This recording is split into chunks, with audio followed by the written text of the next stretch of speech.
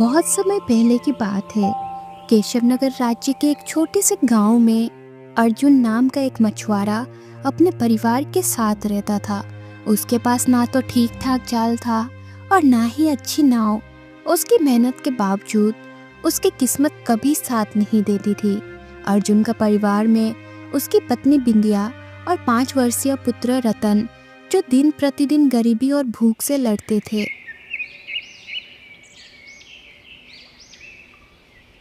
एक दिन सुबह के समय अर्जुन अपने पुरानी टूटी फूटी नाव के पास बैठा था। उसकी आंखों में थकान साफ झलक रही थी। तभी रतन दौड़ता हुआ आकर अर्जुन से बोला, पिताजी, पिताजी जल्दी चलो, माँ रो रही है, जल्दी चलो पिताजी। रतन की बात सुनते ही अर्जुन अपने बेटे के साथ घर की ओर चल पड़ा। बिंदिया चूल्हे के पास बैठी आंसू बहा रही थी। बिंदिया, क्या हुआ? रो काहे रही हो? कल से घर में कुछ नहीं बना। मैं तो भूखे रह सकती हूँ अर्जुन, लेकिन रतन वो सुबह से खाने को मांग रहा है। कल भी मैंने उसे झूठ बोलकर सुला दिया कि खाना पक रहा है। आज भी चूल्हे पर केवल पानी रखा है।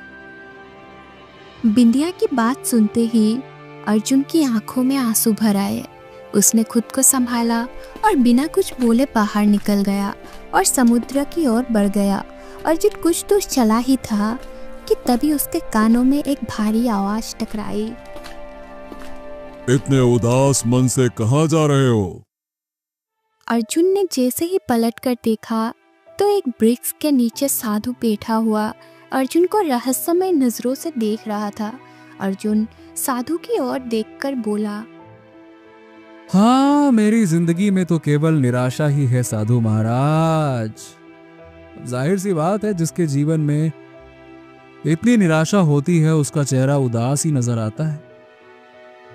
अर्जुन की बात सुनकर साधु उठकर अर्जुन के पास आकर खड़ा हो गया। तेरे माथे पर चिंता की लकीरें बता रही हैं कि तेरी किस्मत तुझसे रूठी हुई है। सही पहचाना साधु महाराज। मैं एक मछुआरा हूं। सुबह से लेकर शाम तक समंदर के पानी में अपना जाल फेंक कर रखता हूं, मगर मजाल है कि एक भी मछली मेरे जाल में फंस जाए। ऐसा लगता है कि मछलियों को मेरी शक्ल ही पसंद नहीं है, जबकि वहीं दूसरे मछुआरों के जाल में भर भर के मछलियां आती। अरे समझ नहीं आता कि मैंने पिछले जन्म में ऐसे कौन से कुकर्म कर दिए थे कि जिसकी सजा मुझे इस जन्म में भुगतनी पड़ रही है। अर्जुन की बात सुनकर साधु रहस्यमय अंदाज में बोला, लगता है भगवान से नाराज है। ठीक है, मेरी बात ध्यान से सुन। भगवान जो भी मनुष्य के लिए करते हैं वो उसकी भलाई के लिए करते हैं। ये सुनकर अर्जुन क्रोधित हो उठा। अच्छा, तो आप कहना चाहते हैं कि मेरा परिवार भूखा सोता है और मैं खुद 2 दिन से भूखा सो रहा हूं। ये सब कुछ मेरे भले के लिए हो रहा है। वाह वाह वाह। भगवान के फैसले इंसान की समझ से बाहर होते हैं बच्चे। अगर उसने तुझे गरीब रखा है तो उसमें ही तेरी भलाई होगी। हो सकता है कि अगर तेरे पास धन आ जाए तो तेरा व्यवहार बदल जाए। आप कहना क्या चाहते हैं? यही कहना चाहता हूं बच्चा कि अक्सर धन आने के बाद मनुष्य के अंदर लालच, क्रूरता और हिंसा कब जन्म ले लेती है उसे पता ही नहीं चलता। तुम ये भी समझ सकते हो कि भगवान तुम्हें इन सब बुरी चीजों से बचा रहा है। साधु की बात सुनकर अर्जुन साधु की बात का बगैर जवाब दिए समुद्र की ओर चल पड़ा। सूरज चढ़ चुका था, लहरें शांत थी, लेकिन अर्जुन के मन में भूख और बेबसी का तूफान उमड़ रहा था। उसने जाल फेंका और घंटों इंतजार करता रहा, लेकिन जाल हर बार की तरह खाली ही बाहर आया। तभी पास से बिरजू नाम का मछुआरा अपनी नई और बड़ी नाव लेके अर्जुन के पास आ गया। उसके जाल में ढेर सारी मछलियां फंसी थी। अर्जुन भाई, हाँ। अरे भाई, क्या अभी भी मछलियां पकड़ने का सपना देख रहे हो क्या? लगता है मछलियां तुम्हें देखकर डर जाती हैं, क्यों?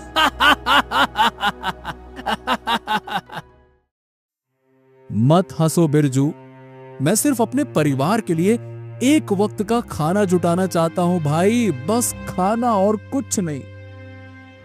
अरे भाई, मछलियां पकड़ना भी किस्मत का खेल है, लेकिन तुम्हारी किस्मत तो लगता है तुमसे नाराज है।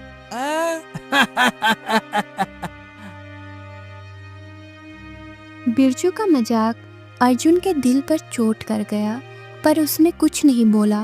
वो रात तक वही बैठा रहा। आधी रात के समय समुद्र शांत था।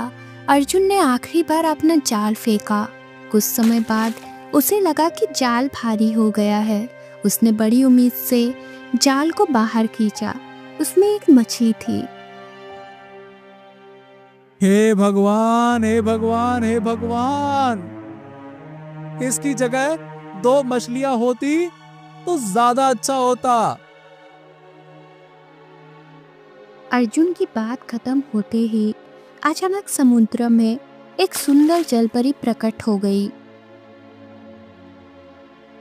मैं समुद्र की जलपरी हूँ।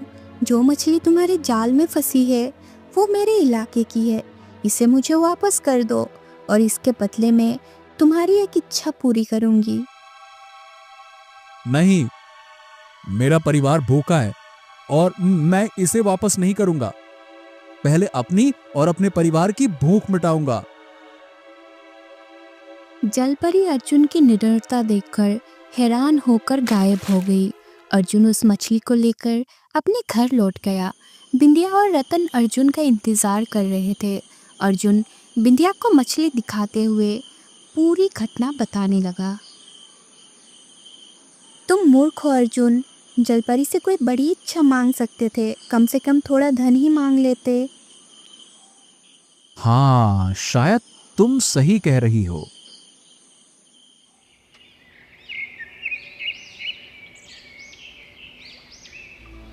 अगली सुबह अर्जुन अपनी नाव लेकर जैसे ही समुद्र पहुंचा और जैसे ही उसने जाल फेंका, जलपरी फिर से प्रकट हो गई।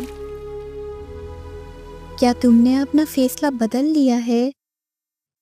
हाँ, मैं अपनी मछली तुम्हें वापस करता हूं, लेकिन बदले में मेरी एक इच्छा पूरी करो। तुम्हारा निर्णय तुम्हारे भविष्य को बदल देगा।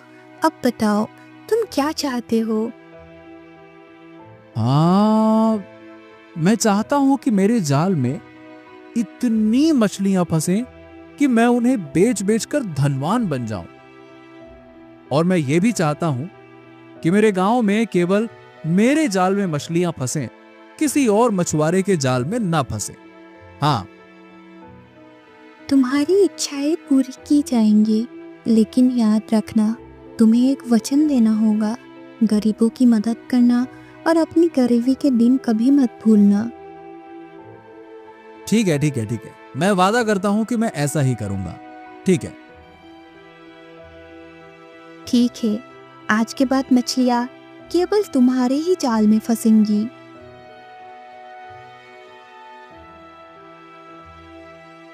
इतना कहकर जलपरी वहां से गायब हो गई। अर्जुन ने अपना जाल समुद्र में फेंक दिया। जैसे ही उसने जाल बाहर खींचा, वो पूरी तरह मछलियों से भरा हुआ था। इतनी मछलियां उसने पहले कभी नहीं देखी थी।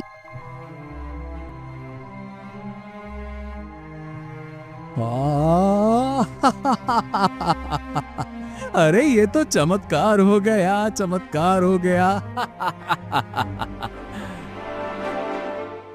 उस दिन के बाद जब भी अर्जुन जाल फेंकता, मछलियां खुद ब खुद उसमें खींच आती। दूसरी ओर गांव के अन्य मछुआरों का जाल हमेशा खाली रहता। अर्जुन घर लौट आया। मछलियों से भरी हुई टोकरियां देखकर बिंदिया और रतन की आंखें चमक उठी। अरे वाह, इतनी सारी मछलियाँ, आज तो जी भर के भोजन करेंगे। हाँ, अब हमारे बुरे दिन खत्म हो गए बिंदिया। अब तो मौज के दिन शुरू हो रहे हैं। मजे करो, मजे करो। अर्जुन ने मछलियाँ बाजार में बेचना शुरू किया। धीरे धीरे उसकी झोपड़ी आलीशान हवेली में बदल गई। वो अब केवल धनवान नहीं, बल्कि पूरे गांव का सबसे प्रभावशाली व्यक्ति बन गया।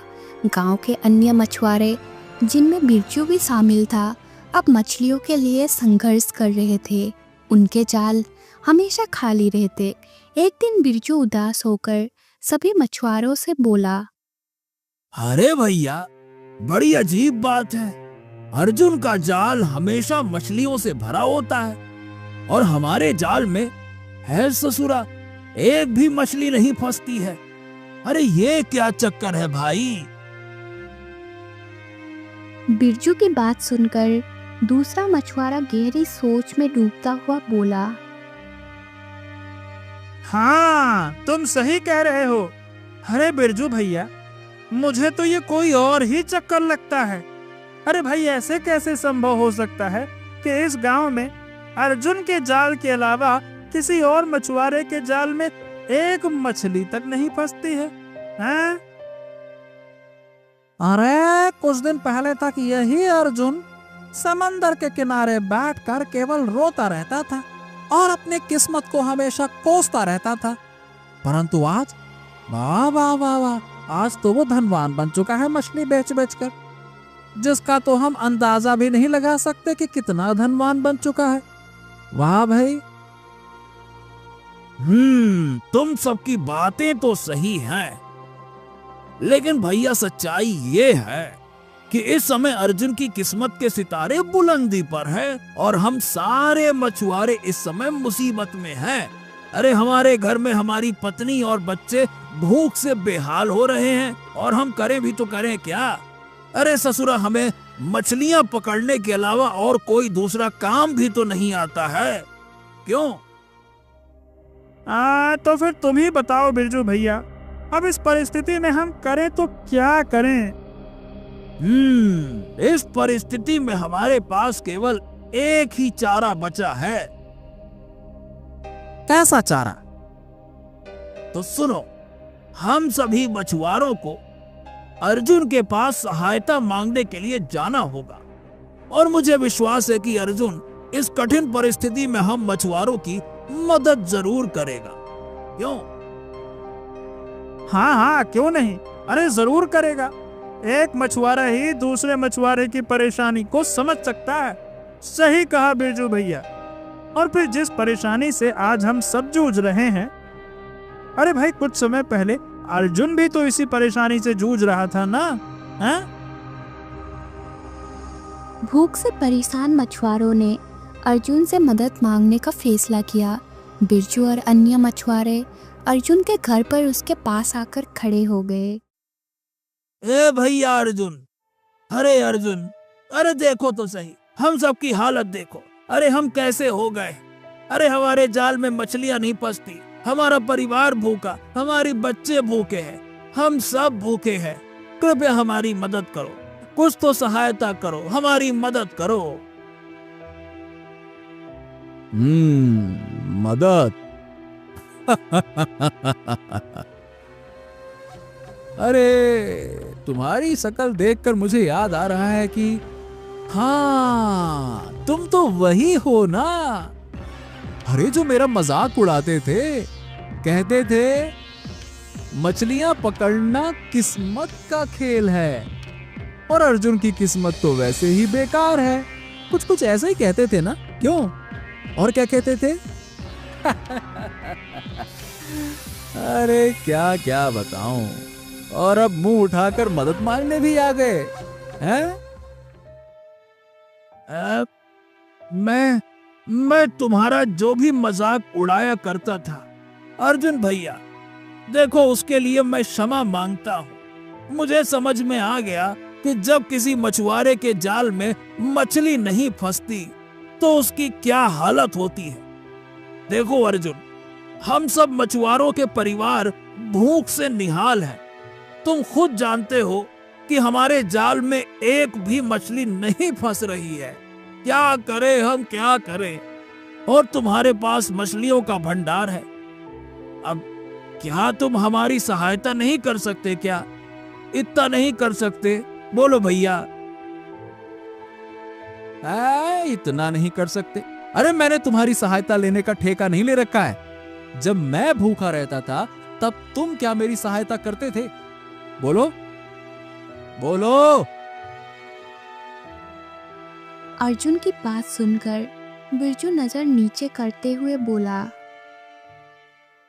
ये बात सच है अर्जुन कि मैंने और बाकी किसी मछुआरे ने तुम्हारी परेशानी को नहीं समझा। लेकिन हमारी बात का विश्वास मानो, हम सब वाकई तुमसे सच्चे मन से क्षमा मांगने के लिए आए हैं। हम जीवन में फिर कभी किसी की परेशानी का मजाक नहीं उड़ाएंगे। तुम सब मुझसे क्या चाहते हो, बताओ। देखो अर्जुन, तुम्हारे जाल में मछलियां ही मछलियां फंस रही हैं। तुम अपनी बहुत सारी मछलियों में से कुछ मछलियां हम मछुआरों को बेचने के लिए दे दो। हम मछुआरे सारे राज्य में तुम्हारी मछलियां घर घर जाकर बेचेंगे और उसके बदले तुम हमें केवल इतना धन दे देना जिससे हमारे और हमारे परिवार का पेट भर सके। बिरजू की बात सुनकर अर्जुन तेज आवाज में हंसने लगा और मजाक उड़ाते हुए बिरजू की ओर देखकर बोला,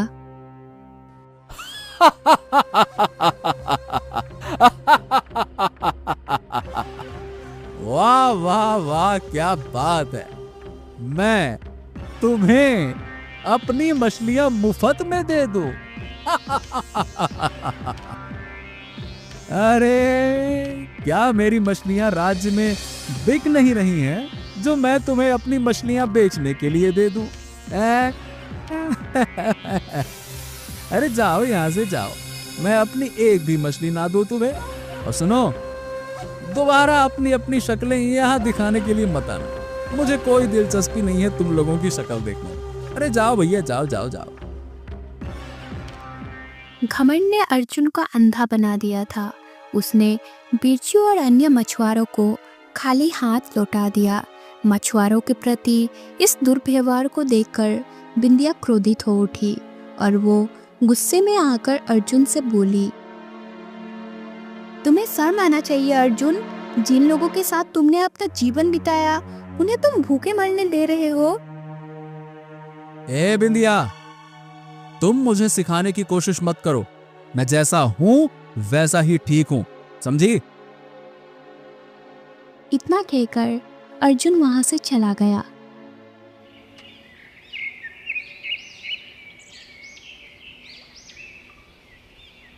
अगले दिन अर्जुन के मन में एक विचार आया। अर्जुन अपने आप से बोला, हाँ, बिरजू ने मुझे बहुत अपमानित किया था। कल मेरी गलती थी जो मैंने बिरजू को बाकी मछुआरों के साथ वापस लौटा दिया। इतना कहकर अर्जुन समुद्र के किनारे चला गया जहां पर बिरजू बाकी मछुआरों के साथ मुंह लटकाए हुए बैठा हुआ था। अर्जुन बिरजू की ओर देखकर मुस्कुराते हुए बोला, बिरजू, अरे हो बिरजू।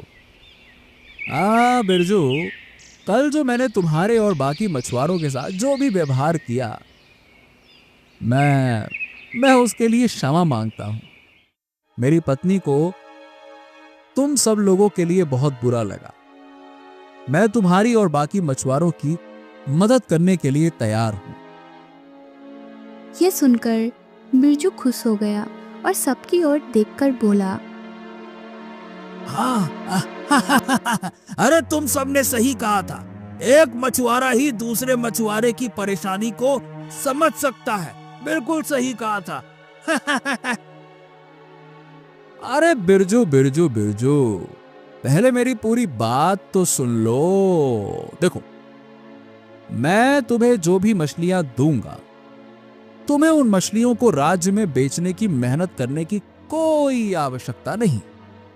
मैं तुम सबको रोज इतनी मछलियां देने के लिए तैयार हूं जितने में तुम्हारा और तुम्हारे परिवार का पेट भर सके, परंतु मेरी एक शर्त है। कैसी शर्त? तुम्हें और यहां बाकी सभी मछुआरों को अपने घर मेरे नाम करने होंगे। ये सुनकर बिरजू पूरी तरह से चौंक पड़ा। क्या? ये कैसी बातें कर रहे हो अर्जुन? वही जो तुम सुन रहे हो, बाकी फैसला तुम्हारे हाथ में। अब सोच लो, तुम्हें अपनी आंखों के सामने अपने परिवार को भूखा मरते हुए देखना है या फिर अपने घर मेरे नाम करने हैं? सोचो सोचो सोचो, आराम से सोचो। बिरजू और बाकी मछुआरों के पास इसके अलावा और कोई चारा नहीं था, क्योंकि सच तो ये था कि काफी समय से उन सब के जाल में एक भी मछली नहीं फंसी थी। बिरजू उदासी भरे स्वर में अर्जुन से बोला, हाँ, मुझे स्वीकार है। ये सुनकर अर्जुन खुश हो गया, मगर अर्जुन नहीं जानता था कि उसकी बातें उसकी पत्नी बिंदिया दूर खड़ी होकर सुन रही थी। अर्जुन जैसे ही अपने घर पर पहुंचा, बिंदिया क्रोधित होती हुई अर्जुन से बोली, तुम्हें देखकर मुझे विश्वास नहीं होता कि तुम मेरे पति हो। सच तो ये है कि मेरे सामने कोई दूसरा ही अर्जुन खड़ा है, और इस अर्जुन का मैं अपने बेटे पर साया भी नहीं पड़ने दूंगी। मैं अभी और इसी समय अपने बेटे को लेकर यहाँ से जा रही हूँ। मैं एक घमंडी और अत्याचारी इंसान के साथ अपना सारा जीवन नहीं बिता सकती।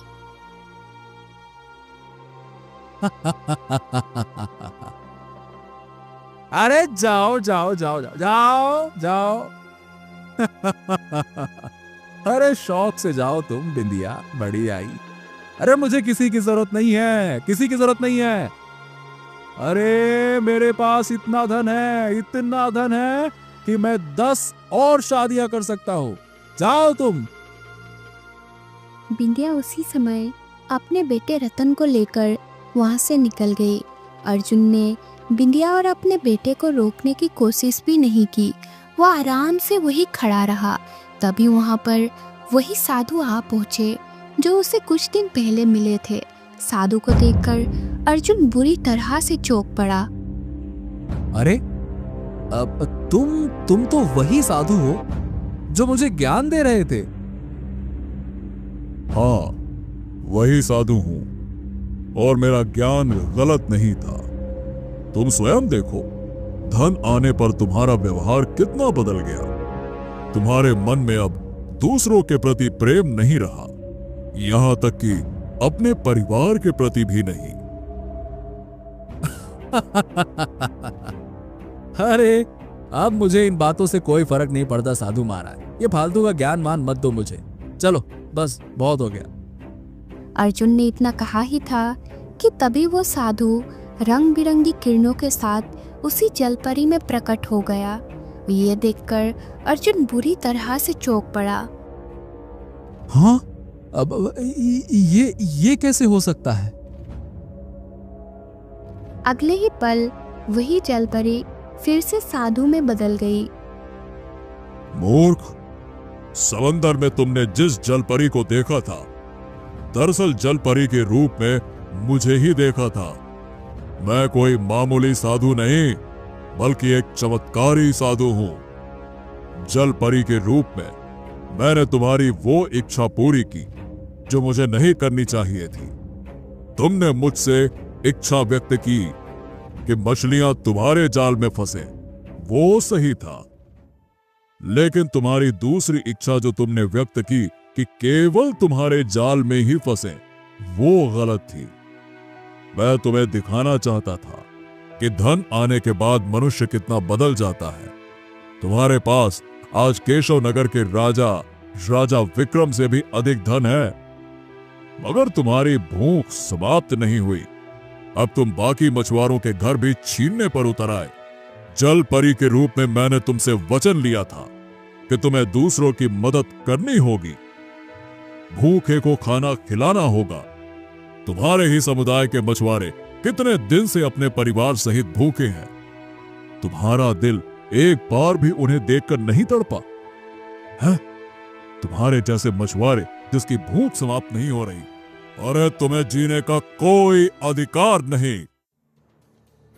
इतना बोलकर साधु की आंखों से आग निकलने लगी, मगर जैसे ही वो आग अर्जुन के शरीर पर पड़ती, अचानक बिंदिया अपने पुत्र के साथ वहां आ पहुंची, जो अपना कुछ सामान लेना भूल गई थी। बिंदिया इस दृश्य को देखकर सब कुछ समझ गई।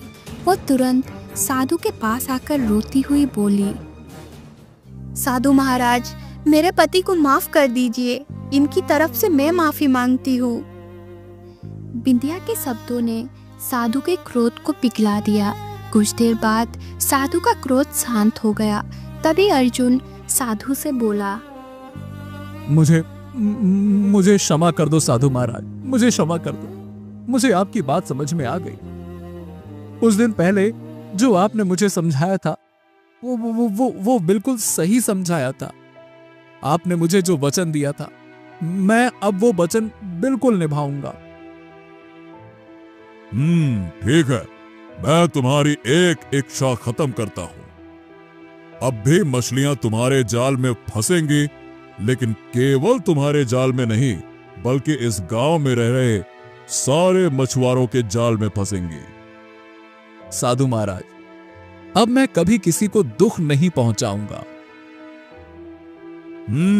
इसी में तुम्हारी भलाई है अर्जुन, वरना लालच, घृणा और क्रोध इंसान को कब तबाह कर देते हैं उसे पता भी नहीं चलता।